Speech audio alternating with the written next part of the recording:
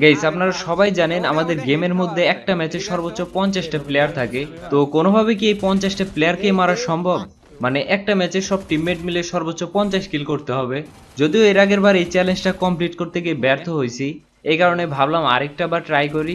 কথার ফাঁকে ফাঁকে অলরেডি 4টা কিল কমপ্লিট করে চলে আসি বিমা শক্তিতে। এসে দেখি সামনে দুইটা প্লেয়ার। আমার ভাগ্যটা একটু বেশিই ভালো ছিল, যার ফলে দুইটা কিলই চুরি করতে পারি। তো কিল চুরি করে আমি আমার মতো গেম প্লে করতেছিলাম। আর টার্গেট ছিল একটাই, যেভাবে হোক 50 কিলের বেশি করতে হবে। তো বিমা শক্তির ফাইট শেষ করে আবারও পিকেতে আসি। এসেই দেখি সামনে দুইটা প্লেয়ার। প্রথমে একটাকে অনলি রেড, এরপরে সামনেই ছিল আরেকটা, ওইটাকে হেডশট মেরে ডাউন করি। এই দুটাকে মারার সাথে সাথেই কিল হয়ে যায় 10টা।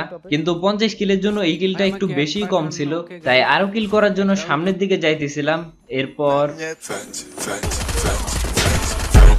আরে জর্জ আরেকটা নামে কিরা ভাই কই থেকে নামে এগুলা দিচ্ছি ভাই লিটারালি প্লেয়ার আসছে আরেকটা আমার এখানে ঠিক আছে 200 ওয়াচিং এনে দাও তাড়াতাড়ি আমরা আজকে ওপরতে নামতেছে লুট বক্সটা করি 50 কিল হয়ে যাবে এই ম্যাচে।